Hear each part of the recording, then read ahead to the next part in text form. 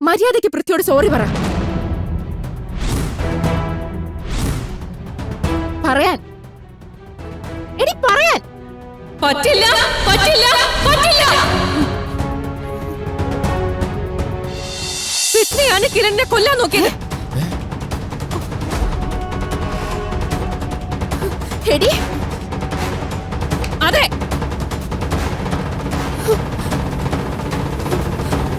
അതുകൊണ്ടാ ഞാൻ ഇവന്റെ ഷർട്ടിൽ കുത്തിപ്പിടിച്ച് ചോദിച്ചത്. എന്തിന് പൃഥ്വി എന്തിനാ അങ്ങനെ ചെയ്യുന്നേ? ഞങ്ങൾ ഇവിടെ താമസിക്കുന്നത് ഇവന് സഹിക്കുന്നില്ല. അതുകൊണ്ടന്ന് മുദ്രപത്രം വെച്ച് ഡ്രാമ ഇറക്കിയതുപോലെ അടുത്ത നാടകം. അത് പക്ഷേ ലിമിറ്റ് വിട്ടുപോയി. കൊല്ലാൻ നോക്കുന്ന അവസ്ഥ വരെ എത്തി.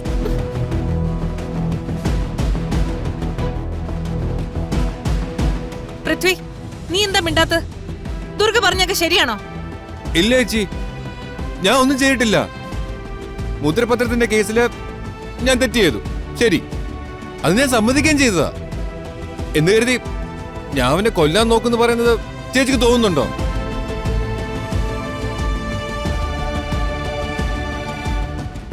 ചേച്ചിയുടെ അനിയനാ ഞാൻ. ചേച്ചി എന്നെ വളർത്തിയത്. ഞാൻ അങ്ങനൊരു തെറ്റ് ചെയ്യില്ല. അല്ലെങ്കിൽ തന്നെ എനിക്ക് എന്റെ ആവശ്യം എന്താ? ഈ ദുർഗ ദേഷ്യം മനസ്സ് വെച്ച് എല്ലാവരും നുണ പറയുന്നതാ.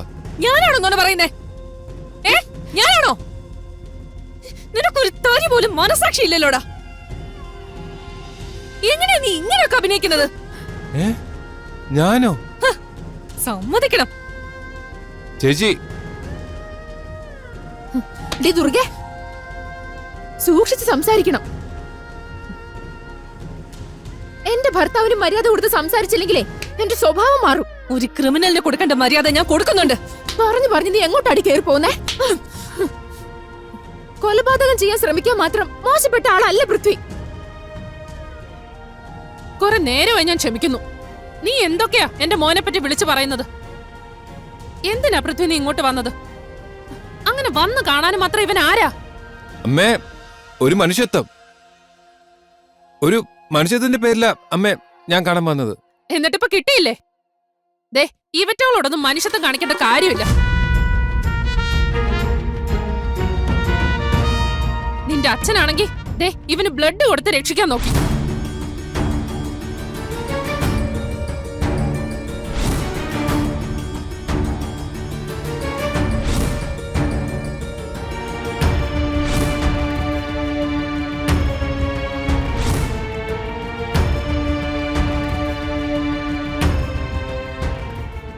നീ നല്ലതോർത്ത് ഇവിടെ വന്നപ്പോ ഇവറ്റകൾ നിന്നെ തെറ്റുകാരനാക്കാൻ നോക്കുന്ന കണ്ടില്ലേ?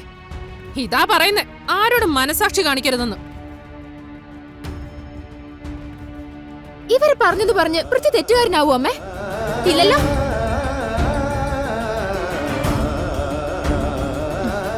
നമ്മളെ ഇഷ്ടമല്ലാത്തോണ്ട് ഇവളെ എന്തെങ്കിലുമൊക്കെ അങ്ങ് വിളിച്ചു പറയും.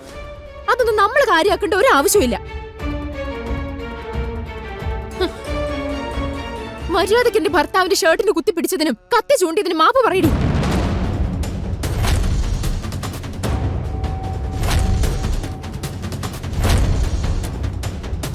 പറയാൻ ദേ, ഇല്ലെങ്കിൽ എന്റെ സ്വഭാവം മാറും.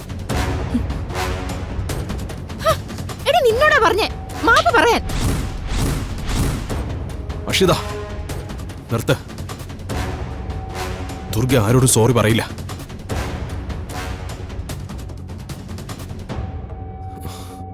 ദുർഗ പറഞ്ഞതാ ശരി.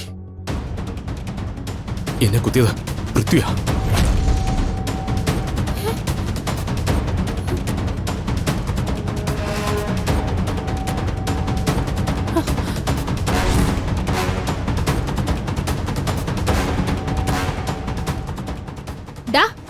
വെറുതെ കെട്ടുകഥ മെനയണ്ട. എന്റെ ഭർത്താവിനെ ഇവള് കത്തി വെച്ച് ഭീഷണിപ്പെടുത്തിയതും ഷർട്ടിന് കുത്തിപ്പിടിച്ചൊക്കെ ഞാൻ നേരിട്ട് കണ്ടതാ.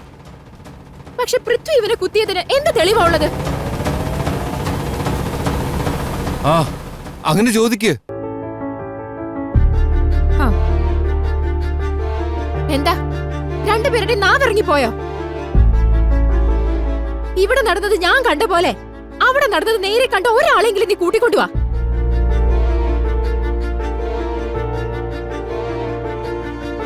എന്താ മിണ്ടാത്തെ?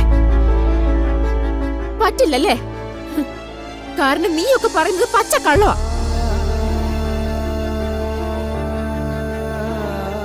ദുർഗെ, മര്യാദയ്ക്ക് പൃഥ്വിയോട് സോറി പറ.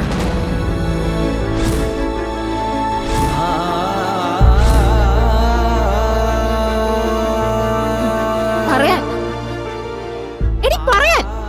പറ്റില്ല, പറ്റില്ല, പറ്റില്ല.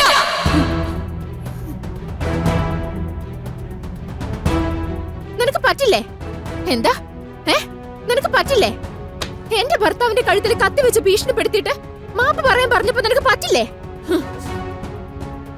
ഇനി ഒരു മിനിറ്റ് പോലും നീ ഇവിടെ നിൽക്കാൻ പാടില്ല. മാറി.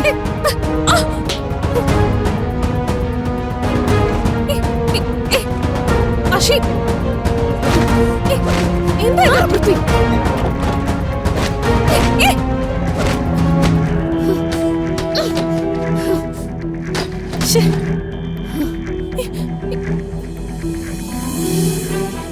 ഒന്നുകിൽ നീ പൃഥ്വിയോട് സോറി പറയണം, ഇല്ലെങ്കിൽ ഇപ്പൊ നീ ഇവിടുന്ന് ഇറങ്ങണം. അഷി, നീ ഒന്ന് സമാധാനപ്പെട്. ഒരു പ്രശ്നം ഉണ്ടായാ അത് പരിഹരിക്കാൻ നോക്കണം, അല്ലാതെ തോന്നുന്ന പോലെ വിളിച്ചു പറയല്ല വേണ്ടത്. ദുർഗ, ഇവിടെ തെറ്റുകാരി നീയാ.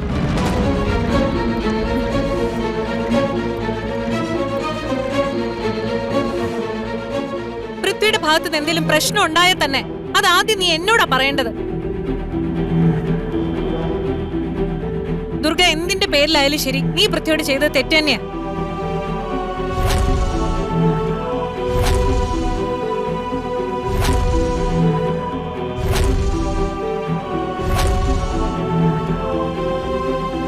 ദുർഗ, പൃഥ്വിയോട് സോറി പറഞ്ഞേ. പൂർണിമ ചേച്ചി എന്നെ പറഞ്ഞില്ലേ, പിന്നെ എന്താ നിനക്ക് ഇത്ര താമസം? പറഞ്ഞേ കേട്ടില്ലേ ദുർഗ? സോറി പറഞ്ഞേ. സോറി പറയടേ.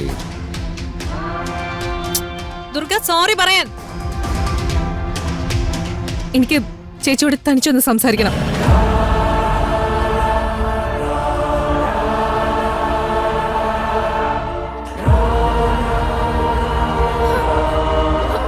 എന്തിന്? ഓ, പുതിയ നാടകം കളിച്ച് ചേച്ചിയുടെ മനസ്സ് മാറ്റാനായിരിക്കും. ചേച്ചി, എനിക്കൊന്ന് സംസാരിച്ചേ പറ്റൂ.